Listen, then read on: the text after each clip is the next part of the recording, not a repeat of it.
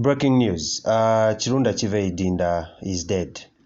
Third Deputy Prime Minister Ali Kirunda Kivejinja has died today at around 7 p.m.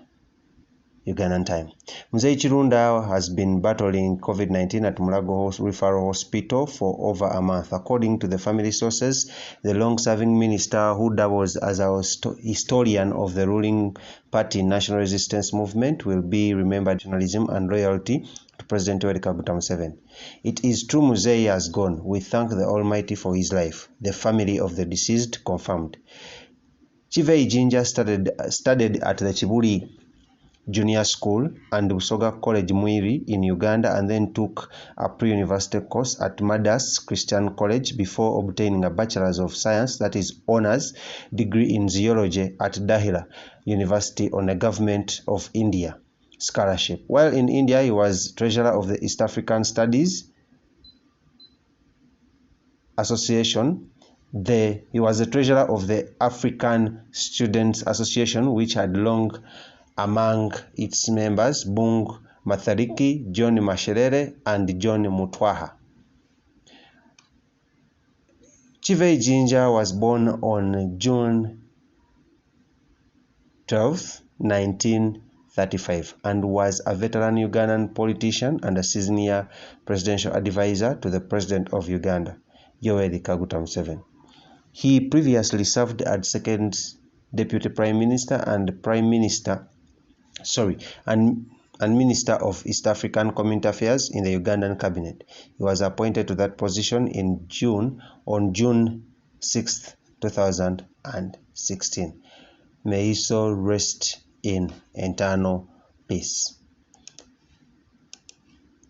Alhaji Kirunda Kivejinja, born 12th June 1935 to 19th December 2020, and died on 19th December 2020.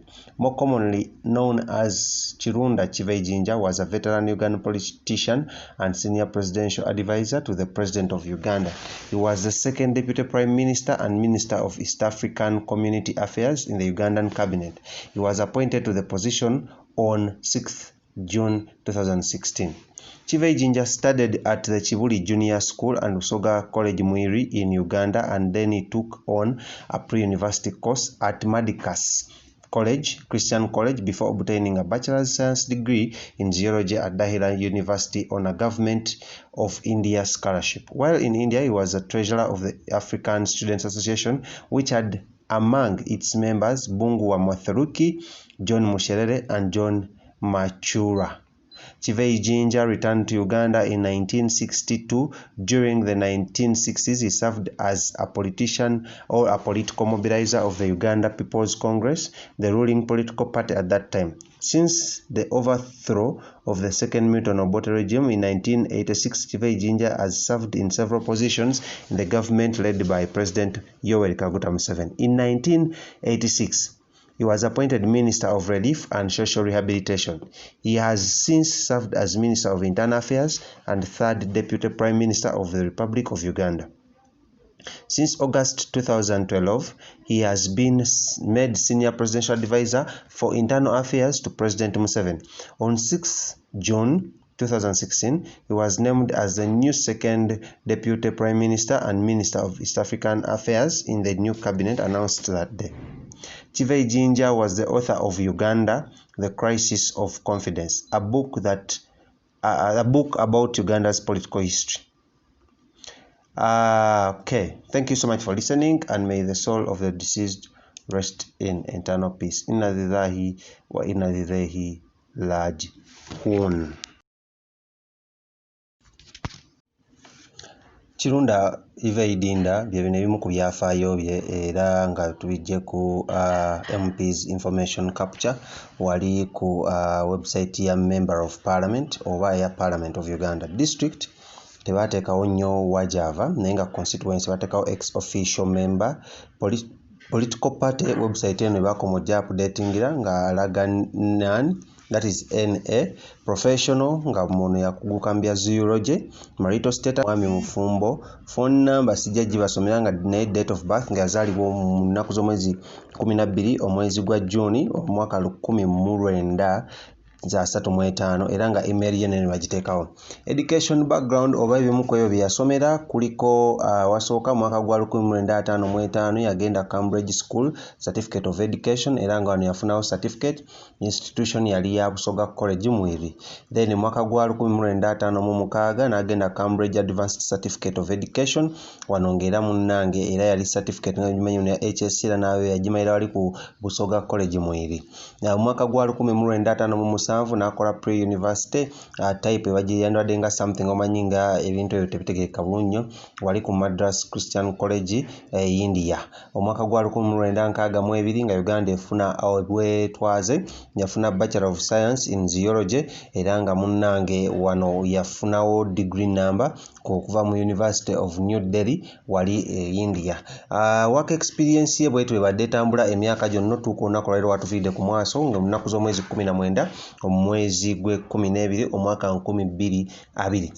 Omwaka gwa 2016 mpaka 2019 yali second deputy prime minister era nga minister w'ensonga za East Africa, third deputy prime minister era nga minister of internal affairs mwaka gwa 2008 mpaka mwaka gwa 2011, senior presidential advisor in charge of veterans ngono yali nga wa amagezi ku nsonga z'aba veterani abantu abazirwanako okuva mu 2013 mpaka olunaku lwaleero watuviidde ku maaso n'esagala mwerabire muno atuvudde ku maaso nga asakambinze eri ekirwadde kya COVID-19 okumala omwezi gumu gwadagezako okubanga alwanira obulamu bwe wali ku ddwaliro ekkulu ery'omulago baliyite National Referral Hospital Mulago.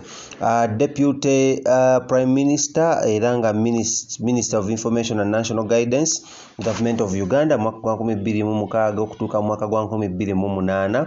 Deputy National Political Commissioner Komisa Director of Foreign Affairs National Resistance Movement Secretariat esangibwa wali waggulu Nakasero mwaka gwa 2001 mpaka mwaka gwa 2003. Awo yavaawo n'afuna owa Minister in charge of Presidency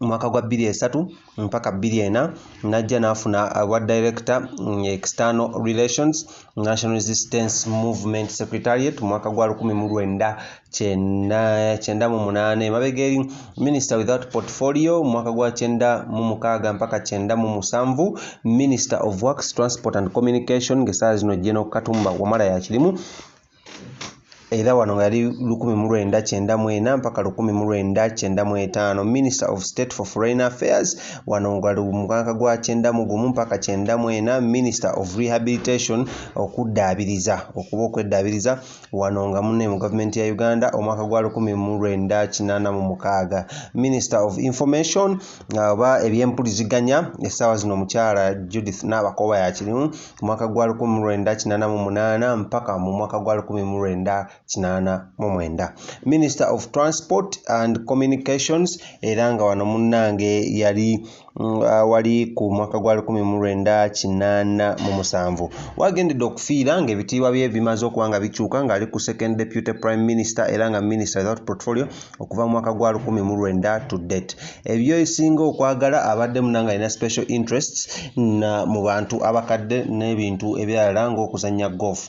Ono nno munnange abadde kutuula ku bukiiko bwa parliament bungi nnyo ng'embadde mutero bbiri abamawulire n'ebirala ebyefaananyizaako ng'ebyo. Omukulu ono kenjogera essaawa zino ng'atuvudde ku maaso era nga afudde ekirwadde ekya COVID-19 era nga bwatyo munnange bwagenze era nga sobola okugamba ina lidhahira ajibuna. Sagala mwerabire muno mu buli bbanga lya mwezi gumu wabaddewo abantu ab'enjawulo abafa. Nja kukuzayo emabega nkutandikize ku mukulu amanyiddwa nga Dr. Nuh Kalisa Sheikh Abud Nuh Kalisa naye nga Anas Kalisa nga naye yatuvaako emabega wali nawayitawo omwezi gumu omukulu amanyiddwa nga Sheikh Nuh Muzata naye twakamuziika emabegaawo ate tebadde bbanga lya wala nnyo omukulu amanyiddwa nga Alhaji Kirunda Kivejinja naye bwatyo natuva ku maaso olunaku olwaleero. So tukyakutuusako ebintu binnyo tugenda kuba tugendako ko mu family ye n'ebyafaayo bye osobola kubanga oyongera okubanga obitegeera